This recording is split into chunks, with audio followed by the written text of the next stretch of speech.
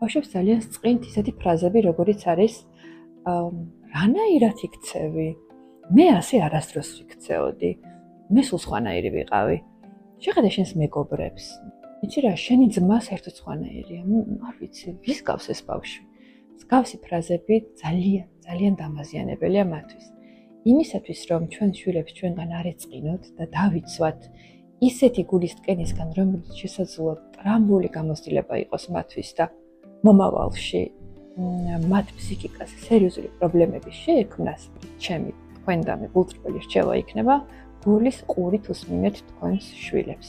ბავშვების გულის თქმა და ყველაზე ძვირფასი, რაც მათ აქვთ, არის ის, რომ არიან გულწრფელები. და მათი ყველაზე ისეთი ნამდვილი გულის სტატილი არის დამინახე, მომისმინე, დამიჯერე, მენდე. თქვენ თუ თქვენ შვილებს ენდობით დამიჯერეთ, რომ ისინი არ მოგატყუებენ.